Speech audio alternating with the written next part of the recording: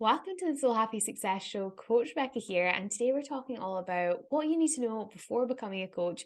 What I wish I knew 9 years ago when I started my coaching journey. And if that is of interest to you, stick around. But before we dive in, please like and subscribe. It helps so much, and it means you don't miss any of these shows that are upcoming. So I love that for you. I love that for you. And let's dive in because the first thing that I wish I knew, and this comes from 7 years as a careers coach. Something that we used to do that was so important to what we did then was I would look at where someone is and then where they want to be. So typically people would come to me with a job in mind. And I would be looking at, okay, well, what are the steps to get there? And a big part of that was, do you have the appropriate certifications or qualifications? So I just want you to know there is no requirement. There's no requirement for coaching. And it was so interesting. I chose to go to university because I wanted to be a careers advisor. And interestingly, all that being a careers advisor meant and having that qualification meant for me was so I could sign a particular document that, to be fair, was in correlation to government statistics. But anyone could have turned around to me in the whole 2 years that I was training and called themselves a careers coach, and they would have been right. It was such a mind-blowing part of my journey to know that there really is no requirement, and that the reason why we stretch for these requirements is because maybe it is in correlation to a specific position with a specific company. Totally understand that. But if you're doing this for yourself, you make the rules when you work for yourself. That's why many people want to do it. It's cool when you get to make your own rules. But if you want the certificate, that's fine. It's not to say that we're anti-certification. Absolutely not. But do it for the right reasons. Do it because you want to do it. You want to learn from a particular coach. You're really interested in a particular method. Don't do it just because you feel like you have to. And equally, if you never want to do a certificate, you don't have to, because there truly is no requirement. And that is my careers guidance advice, my lived experience. And let's move on, because if you don't have the certificate, then what do you have to consider instead? So we really have to consider results and brand over certificate. And this is a little mindset shift, and definitely something I wish I knew, because it's not a marketing tool to have a qualification. Some people believe that it is. Some people like to have the certification or the title and then have it on their Instagram bio. I totally get it. I totally get it. But people will not choose to buy from you just because you have that certification. They'll choose to buy from you from how you show up online and how you show up on their calls, how you show up if you've delivered a masterclass or an event or speech and they've seen it. They will not sign up just because you have a certificate. And it is also not, a certificate is not a predictor that you will be successful. It doesn't say if you have this specific certificate, you're going to make this exact amount of money per year in your own business. That's not accurate. And it doesn't mean that your clients are even going to get the result, because you're working with people. You're working with people. So we have to shift this narrative of, I need X, Y, and Z before I start. Because actually what you need is you need a passion, a fire in your belly, the desire to help people, and the desire to learn. That's all you need. You don't need pieces of paper. And equally, when it comes to the branding of your business, that piece of paper isn't going to help you. What you need are results. So how do you drive results? And that's where we're going to get into today. I wanted to give you some facts. So the facts are, you don't need the qualification. And the fact is that you really need to prioritize building your brand and building up your coaching practice, but not inside your coaching practice. We're talking about your business, right? And then you might be asking and wondering, but then what do I say when someone comes on a call, right? So I want to give you a little coaching 101. I wanted to cherry pick one of the theories that I learned at university that really has been an underpinning to my business. And I want to give you it so that you can learn a little bit about this theory And so that you can start to treat people this way when they come into your coaching practice, so that you have some underpinning of counseling and coaching. So essentially what we're going to do for the rest of this video is we're going to focus in on Carl Rogers. And Carl Rogers was the pioneer of client-centered therapy. And client-centered therapy just means that everyone is an individual. So we all have two versions of ourselves. And that is individual to the person in front of you, right? So we all have this idea of the real self. That's the person that will genuinely be sitting on the other end of the screen from you, on the chair next to you. That's who they really are. And then they'll have an idea of what their ideal self is, who they want to be. Just like I was talking about in careers, we would look at where someone is and where they wanted to be in terms of their career, and we'd work out the steps from one to the other. That's what you're doing in coaching, is that you're getting someone from one place to another. And typically it's from this space of who they are right now to who they want to be. Coaching is so much about mindset work. So if you keep this as the underpinnings, and all your job is as a coach is to facilitate the next step, because we want to explore the congruence. So congruence is a big key word in Rogers' theory. It's the harmony between the two. Is there harmony between how you are now and how you act and who you want to be? So really simple example. If you're someone who is interested in becoming a coach, are you currently heavily invested in personal development, in working through your own traumas, your own dramas, your own struggles, your own challenges, so that you can lead people through them? Are you working on yourself? Are you working on your business? So on figuring out how to make this business work. And if you're taking actions in alignment with that, the ideal self is happy. There's congruence, you see? However, if instead you decided, oh, well, I'm not going to watch the rest of this. I'm not going to intake the rest of this information, Coach Rebecca. What I'm going to do instead is I'm going to go and watch Gossip Girl, and no shade, because I loves me some Blair Waldorf one-liners. Oh, yes, please.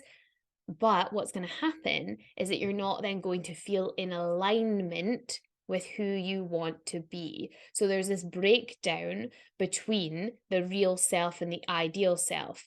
And essentially, when there is this disharmony, that's where the challenges come from. Challenge comes from the disconnect between who you are and who you want to be. And that's why progress makes us happy. All right. So we're exploring this idea of congruence, but before we go into how do you bring back this alignment for your clients, how do you help them, how do you facilitate that, then we have to have the understanding, and this is clear from what Carl Rogers teaches, is we have to have that understanding that people have the ability to heal anything psychological or emotional with the support of other people. So we have to have that belief that this person in front of you, when you're coaching, can get this breakthrough with the support of other people.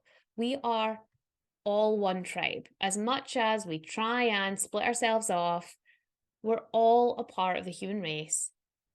So let's start acting like it. All right. And let's support one another to get to the next phase of their growth. And the way that you're going to do that is with three key themes. And these come from Rogers' research and Rogers' work. Is first of all, you need to have genuineness. So I speak about this a lot. So if you've seen any of these before, oh my gosh, you will know this.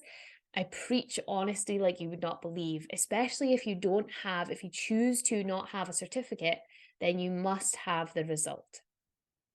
Because how else are you going to get someone there if you don't have the results? There has to be a genuineness in what you believe, to be true, and what you are passing on to the person on the other end of the screen. So I think this is such a great example, because I once had a coach and she was a carnivore and loved her some raw liver, and I love that for her. I eat plant-based. I don't mind what you do, just FYI.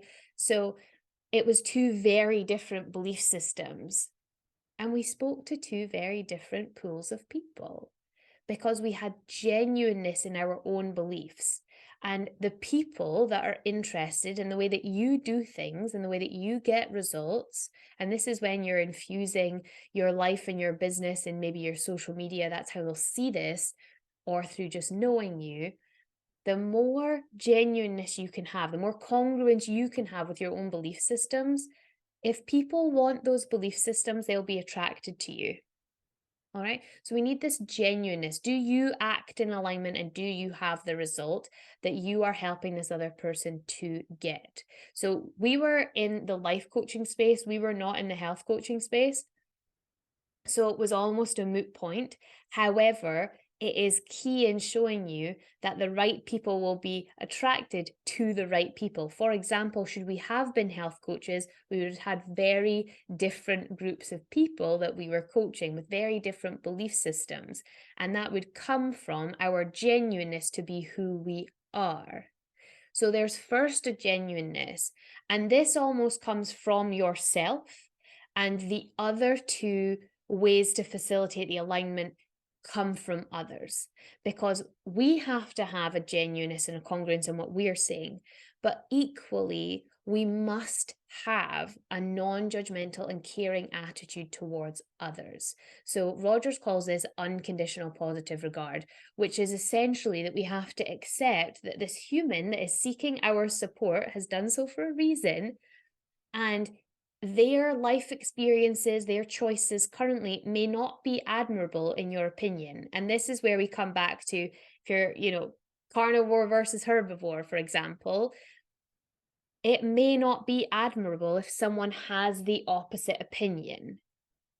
However, if we can hold unconditional positive regard, if we can hold non-judgment, I didn't just decide, oh, my coach is a carnivore, I'm not going to pay her because she's a carnivore. I was like, she has some results I want. I'm not going to listen to this particular part, but I honor that that's right for her. And that is non-judgmental caring. And it's challenging nowadays because typically what we do is we get on our phones and we scroll, and we're scrolling social media and we're essentially plugging into a world of judgment and comparison. So we're used to judging.